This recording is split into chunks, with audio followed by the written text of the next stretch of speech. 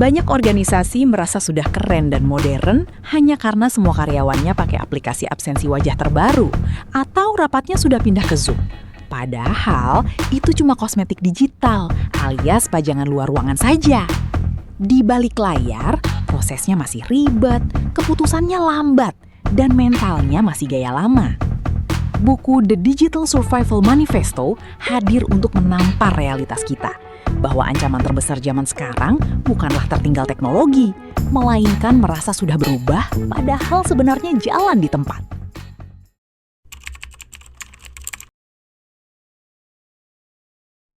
Mari kita bedah pelan-pelan sambil ngopi santai. Fenomena yang sering terjadi sekarang adalah jebakan terlihat digital. Ini mirip seperti orang yang beli sepatu lari mahal merek terbaru, lengkap dengan baju olahraga profesional, tapi dipakainya cuma buat foto-foto di kafe, bukan buat lari. Banyak perusahaan rela keluar anggaran miliaran rupiah demi membeli sistem atau software paling canggih, lalu langsung merasa otomatis sukses bertransformasi. Padahal, sistem itu cuma alat mati yang tidak akan menghasilkan apa-apa kalau cara kerja orang-orang di dalamnya masih kuno. Buku ini membongkar realitas tersebut dengan sangat jujur dan tanpa basa-basi. Transformasi digital itu bukan sekedar urusan instalasi sistem atau migrasi data ke cloud. Kalau struktur organisasinya masih kaku, alur birokrasinya masih berbelit-belit seperti benang kusut, dan komunikasinya masih tersumbat, maka teknologi secanggih apapun justru hanya akan mempercepat kekacauan yang sudah ada. Istilahnya, kita cuma memindahkan masalah lama ke dalam wadah digital yang baru yang bikin pengeluaran makin bengkak. Disinilah pentingnya kita melihat jarak atau gap yang nyata antara ambisi pimpinan dengan kemampuan aktual di lapangan. Seringkali, visi yang digembar-gemborkan di ruang rapat tingkat atas sangat melangit. Tapi infrastruktur, kesiapan mental tim, dan budaya kerja di bawah ternyata belum siap menerima perubahan besar tersebut. Buku ini mengajak kita semua untuk berani berkaca dan jujur melihat posisi organisasi kita saat ini, bukan melihat posisi yang kita hayalkan. Secara analitis, buku ini membagi fondasi perubahan ke dalam beberapa elemen krusial yang saling mengikat. Kita tidak bisa hanya fokus pada satu aspek lalu mengabaikan yang lain. Ketika kita memutuskan untuk masuk ke era disrupsi revolusi 4.0, kita sedang mengubah seluruh ekosistem hidup organisasi tersebut. Jadi, langkah awal yang paling sehat adalah berhenti membohongi diri sendiri dengan penampilan luar yang tampak modern. Lalu mulai melihat apa yang sebenarnya keropos di dalam.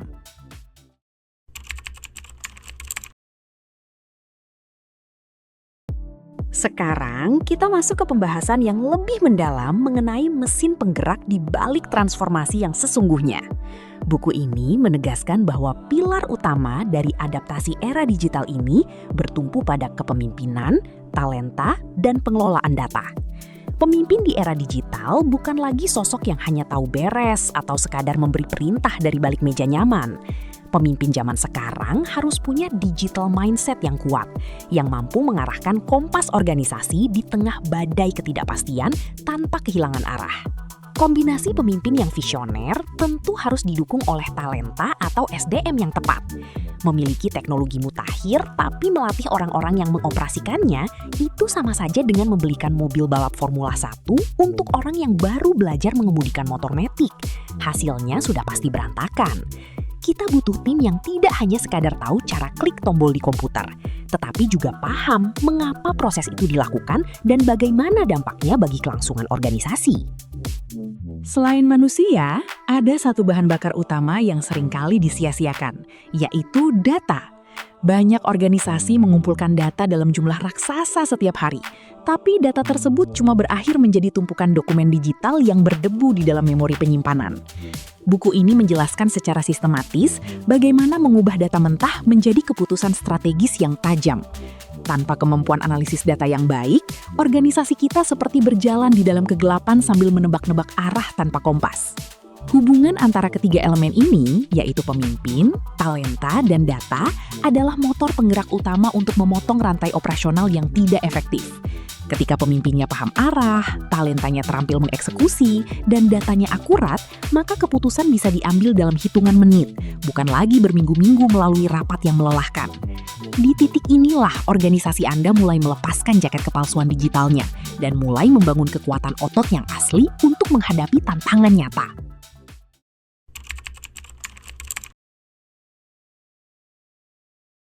Setelah fondasi internalnya kuat, barulah kita berbicara tentang kemampuan bertarung di luar, yaitu melalui inovasi, kelincahan atau agility, pengalaman pelanggan, customer experience, serta ketahanan digital resilience. Terdengar seperti istilah keren di seminar-seminar manajemen ya, tapi tenang, buku ini menjelaskannya dengan sangat membumi. Intinya, agility itu adalah kemampuan organisasi untuk berkelit dan beradaptasi secepat kilat saat ada perubahan tren atau regulasi mendadak di pasar. Kelincahan ini erat kaitannya dengan bagaimana kita menciptakan inovasi yang berdampak, bukan sekedar inovasi yang asal beda. Inovasi yang sukses selalu bermuara pada satu titik, yaitu memberikan pengalaman terbaik bagi pelanggan atau customer experience. Pelanggan zaman sekarang tidak peduli seberapa canggih sistem internal yang kita miliki. Yang mereka peduli adalah seberapa cepat, mudah, dan nyamannya layanan yang mereka terima saat berinteraksi dengan organisasi atau bisnis kita. Namun, di tengah semua upaya tersebut, ada satu perisai yang wajib dimiliki oleh setiap organisasi, yaitu ketahanan digital atau digital resilience. Ini adalah kemampuan untuk tetap berdiri tegak dan segera bangkit kembali ketika sistem kita mengalami gangguan, serangan siber, atau kegagalan operasional. Buku ini mengingatkan bahwa di era digital, risikonya bukan lagi soal apakah kita akan menghadapi masalah, melainkan kapan masalah itu datang dan seberapa siap kita menghadapinya. Jika kita rangkum seluruh materi dari segmen 2 hingga segmen 4 tadi, kita bisa melihat sebuah peta jalan yang sangat utuh. Transformasi digital yang sejati adalah sebuah harmoni yang indah antara sistem yang cerdas, kepemimpinan yang adaptif, talenta yang cakap, pengelolaan data yang bijak, inovasi yang fokus pada manusia, serta ketahanan yang kokoh. Ketika semua bagian ini bekerja bersamaan, barulah organisasi kita benar-benar siap memenangkan persaingan di era revolusi 4.0. Pelajaran berharga yang bisa kita bawa pulang kali ini adalah bahwa transformasi digital bukanlah garis finish yang berbentuk aplikasi atau situs web baru yang megah. Ini adalah perjalanan panjang untuk membangun karakter, mentalitas, dan budaya organisasi yang tangguh.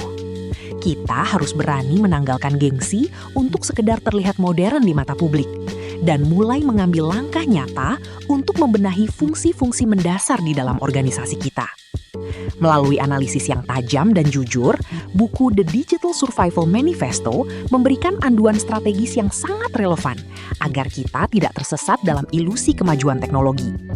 Buku ini akan membuka mata kita untuk melihat jarak antara ambisi besar yang kita miliki dengan kapasitas nyata yang ada saat ini, sekaligus memberikan solusi konkret untuk menjembatani jarak tersebut dengan bijak.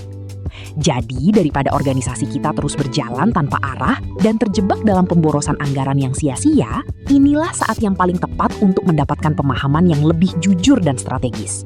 Segera miliki dan baca buku The Digital Survival Manifesto sekarang juga dengan mengeklik tautan pembelian yang sudah disediakan di kolom deskripsi video di bawah ini. Mari kita bangun organisasi yang benar-benar siap bertahan, beradaptasi, dan menang di tengah disrupsi.